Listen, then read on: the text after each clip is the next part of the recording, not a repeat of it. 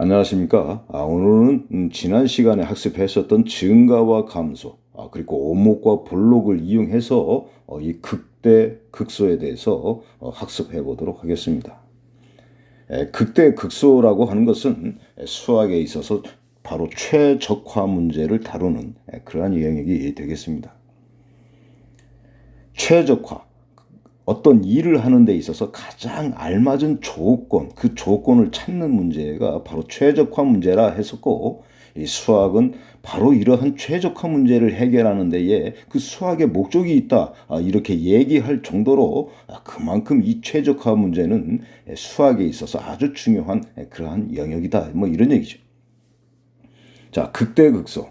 이 극대극소를 여러분들이 그래프로 이해하시면 되겠습니다. 그래프로 한번 볼까요? 자, 수학 2에서 여러분들이 이미 학습을 한 바가 있는데 다시 한번 보도록 하겠습니다. 극대. 자, 우선 첫 번째 그래프 한번 볼까요? 이 그래프. 자, 지금 이 A를 기준으로 해서 A 좌측에서는 이 그래프가 증가하고 있죠. 증가한다, 감소한다. 이것을 우리는 항상 접선의 기울기, 프라임 fx. 그렇죠. 이 접선의 기울기가 이렇게 플러스라면은 이 그래프는 증가한다. 이 그래프는 계속해서 증가하다가 이 위에 꼭대기에 있는 이 점, 우리는 이 점을 임계점이라고 합니다. 임계점. 한자로. 좀 표현이 어렵죠. 이 임계점에 도달하게 되면 더 이상 증가하지 않게 되죠.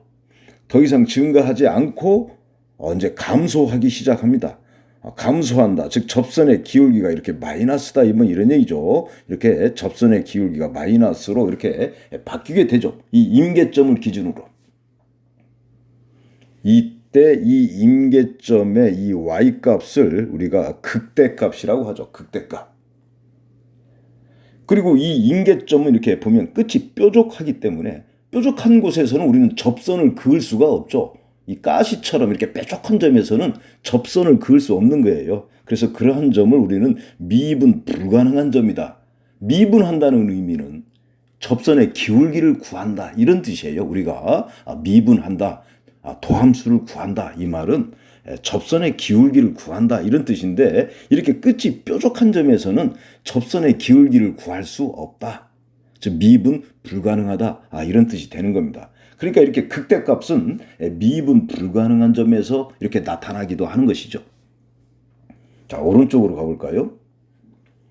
자, 역시 이 A를 기준으로 해서 보면은 A 좌측에서는 이렇게 접선의 기울기가 플러스가 되고 있죠. 그렇죠. 접선의 기울기가 플러스다. 즉 그래프는 이렇게 증가하다가 역시 마찬가지로 이렇게 더 이상 증가하지 않는 이 점에 다다르게 되죠. 이 점이 임계점이 되는 것입니다. 이 임계점의 y값을 우리는 극대값이다. 이렇게 얘기한다 그랬죠. 자, 임계점에 다다르게 되면 어떤 현상이 생깁니까? 이제 이 접선의 기울기가 이렇게 마이너스로, 그렇죠. 마이너스로 바뀌게 되죠. 즉 그래프는 감소하게 됩니다. 바로 이 임계점의 y값이 극대가 되는 점인데 바로 이 점에서는 접선을 우리가 구할 수 있죠. 이 접선이 바로 x축과 평행한, 즉 접선의 기울기가 얼마라는 얘기입니까? 0이라는 말이죠. 이렇게 접선의 기울기가 0이 되는 점에서 이렇게 극대값이 존재하는 것이죠. 그러니까 극대값은 이렇게 미분 불가능한 점 또는 접선의 기울기가 0이 되는 점에서 극대값이 존재한다. 그러나 이 고등학교 경제수학에서는 미분 불가능한 경제함수를 다루지 않고 있습니다. 그렇기 때문에 여러분들은 이 극대극소라고 하는 이 최적화 문제를 해결하기 위해서는 그냥 접선의 기울기가 이렇게 0이 되는, 그렇죠? 접선의 기울기가 0이 되는 그러한 점을 찾아낼 수 있으면 문제 해결이 가능한 것이 되겠습니다. 밑에 이 극소에 대한 얘기는 생략하도록 하겠습니다. 한번 풀어볼까요? 이그젬플 10번. 3차 함수가 이렇게 주어져 있을 때 극대값, 극소값을 구해봐라 이런 얘기죠. 극대값, 극소값을 구하려면은 우리는 접선의 기울기가 0이 되는 그런 임계점을 찾을 수 있으면 되는 것이죠. 그래서 미분을 하게 되는 겁니다. 접선의 기울기가 0이 되는 프라임 fx 도함수라고 하는 것은 바로 이게 접선의 기울기를 말하는 것이죠. 이 접선의 기울기가 이렇게 0이 되는, 이 접선의 기울기가 0이 되는 x값을 찾을 수 있으면 되죠. 찾아보니까 1과 2가 되고 있군요. 그럼 1과 2에서 극대가 되는지 극소가 되는지는 이 그래프의 증가 감소로 판단하는 것이죠. 증가 감소로. 즉 접선의 기울기의 부호로 판단하는 것이죠. 한번 볼까요? 이를 판단하기 위해서 우리가 이렇게 도표를 작성하게 되는데 이 도표를 우리가 증감표라고 하죠. 즉 접선 기울기가 플러스냐 마이너스냐에 따라서 이 그래프는 증가하거나 감소한다 이런 의미인데 이를 나타내는 이 표, 이게 증감표가 되겠습니다. 이 극대극소 문제, 어려운 문제를 풀 때는 항상 이 증감표를 작성해서 풀어야 문제의 해결을 할 수가 있습니다. 어려운 문제 풀 때는 이 표를 꼭 작성을 해서 하셔야 돼요. 한번 표 작성법 볼까요? 가장 위에 x값이 나와 있고 두 번째 칸에는 접선의 기울기, 그렇죠? 마지막에 fx 이렇게 되어 있습니다. 자, 우리는 지금 임계점, 즉 접선의 기울기가 이렇게 0이 되는 x값 1과 2를 구했죠. 1과 2에서는 이 접선의 기울기가 0이 되고 있는 점이죠. 그러면은 1과 2 좌측과 우측에서 그래프는 증가하느냐 감소하느냐, 이걸 판단할 수 있어야 된다. 그 부분은 바로 이 접선의 기울기의 부호로 판단하게 되는 것이죠. x값이 1보다 작다면 이런 얘기죠. 1보다 작은 곳, x가 1보다 작으면 어떻게 됩니까? 여기서 x값이 1보다 작으면은 여기는 마이너스, 여기 마이너스 이렇게 되어서 마이너스는 결국은 플러스가 이렇게 되겠죠. 접선의 기울기가. 그러면은 이것은 증가한다. 이해되시죠? x값이 1과 2 사이에 있다. 예를 들어서 뭐 1.5다. x값이 1.5라면 어떻게 됩니까? 이 앞에 x-1은 플러스가 되고 x-2는 마이너스가 되겠죠. 플러스 마이너스 곱하니까 마이너스가 이렇게 되어서 이때는 감소한다. 그러니까 그래프가 어떻게 생겼다는 얘기입니까? 이렇게 위로 볼록하게 생겼다 이런 얘기죠. 이래서. 이 임계점에서 보면은 위로 볼록하기 때문에 x값 1에서 극대값을 갖고 그 극대값은 보니까 10이 되고 있군요. 이렇게 이해하실 수 있겠죠. 만약에 x값이 2보다 크면 어떻게 됩니까? x값이 2보다 크면은 이 앞에 x-1은 플러스고 x-2도 플러스가 되어서 플러스니까 접선의 기울기 값은 이 플러스가 되고 있죠. 이 말은 그래프가 증가한다 이런 뜻이 되죠. 그러니까 x값 2에 해당하는 이 임계점에서는 그래프가 어떻게 생겼어요? 그래프가 이렇게 아래로 이렇게 볼록한, 그렇죠? 아래로 볼록한 형태를 띠게 되죠. 그래서 이 x값 2에서 극소값이 이렇게 존재하게 된다. 이렇게 해서 극대극소값을 구했습니다. 이 고등학교 경제수학에서는 이 정도 하실 수 있으면 됩니다. 극대극소 문제를. 더 이상 어려운 문제는 뭐 필요가 없습니다. 어느 면에서. 거기 보면 이제 뭐 변곡점도 구해라 그랬는데 이것은 좀 더 심도 있게 이 경제 현상 문제를 분석할 때 이 변곡점까지 동원해서 자연계 수학에서 다루고 있는 이 변곡점을 구해서 우리가 이 경제 현상을 분석할 때가 있습니다. 고등학교 경제 수학에서는 거기까지는 뭐 하지 않으셔도 되겠습니다. 극대극소, 즉 최적화 문제 정도를 여러분들이 푸실 수 있으면 뭐 되겠습니다.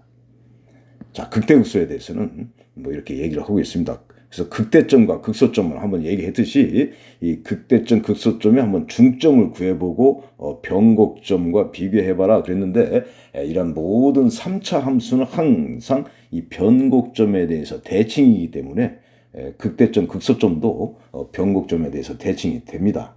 이것은 수학을 좀 더 깊이 다루는 학생들이 한번 학습해 보시면 될 것 같습니다. 프로그램 94번 극대 극소에 대한 기본 문제가 주어져 있습니다. 풀어보시고요. 프로그램 95번 문제 난이도가 조금 높아졌네요. 함수 fx라고 하는 3차 함수와 1차 함수 gx를 이렇게 주고서 fx 곱하기 gx 이 함수는 어디에서 극소가 될까요? 하는 문제를 주고 있네요. 그 함수의 극대 극소가 되는 곳을 찾으려면 그 임계점, 즉 접선의 기울기가 0이 되는 접선의 기울기가 0이 되는 곳이 어디에 있는지를 찾을 수 있어야 되는데 이렇게 문제가 난이도가 높아질 때는 반드시 이 증감표, 아까 얘기했었죠? 이 증감표를 활용해서 문제를 푸는 것이 원칙이 됩니다. 그래서 극대극소에 대한 어려운 문제는 항상 여러분들이 증감표를 활용해서 문제를 푸는 그런 습관을 가지실 필요가 있겠습니다. 극대극소에 대한 강의는 이렇게 마무리하도록 하겠습니다. 다만 이 극대극소가 최적화 문제뿐만 아니라 수학능력 시험 관련해서 어떻게 활용되고 있는지 간단한 안내만 하도록 하겠습니다. 자, 강의 노트라는 책에는 내용이 없습니다만 이 동영상 강의로 간단히 안내를 하도록 하겠습니다. 우리가 이 방정식의 이 실근의 개수를 구한다든가 이 부등식 문제를 해결할 때가 있습니다. 이때 이 극대극소를 활용해서 문제를 풀게 됩니다. 다항 방정식에서 이 실근의 개수라고 하는 것은 이 fx의 그래프와 x축과의 이 교점으로 우리가 판단을 하고 있죠. 이것은 극대값 극소값의 이 부호로 판단한다 하는 그 의미를 가지고 있습니다. 한번 볼까요? 우리가 그동안 많이 다뤘었던 이 2차 방정식의 이 근에 대해서 다시 한번 이해를 해볼까요? 3차 방정식이 마찬가지가 되기 때문에 이 기준으로 한번 이해를 해보시면 될 것 같아요. 자, 2차 방정식이 서로 다른 두 실근이다. 아니면 3차 방정식이 서로 다른 세 실근이다. 이런 부분을 우리는 어떻게 해결할까요? 자, 여기서 서로 다른 두 실근이 되는 이 상수 K의 조건을 한번 구해봐라 그랬습니다. 이때 우리는 이 극대극소 값의 이 부호로 판단한다 이런 얘기죠. 2차, 3차 이런 문제를 2차, 3차, 4차 이러한 방정식의 실근의 개수 문제는 극대극소 값의 부호로 판단하는 거예요. 자, 극소값을 구하기 위해서 우리는 미분을 하게 되죠. 즉 임계점을 찾아 나선다. 즉 접선의 기울기가 0이 되는 이 x값을 찾으려 하는 것이죠. 그 x값 2에서 극소값을 이렇게 갖게 되는 것이죠. 이 2차 방정식이 서로 다른 두 실근이라는 얘기는 이 함수의 그래프가 이렇게 x축과 이렇게 서로 다른 두 점에서 이렇게 만나고 있다. 이렇게 되려면 이 임계점 x값 2에 대응하는 이 극소값이 되겠죠. 이 값이 이렇게 x축 아래에 있어야 된다. 즉, 이 극소값이 0보다 작아야 한다. 뭐 이런 의미죠.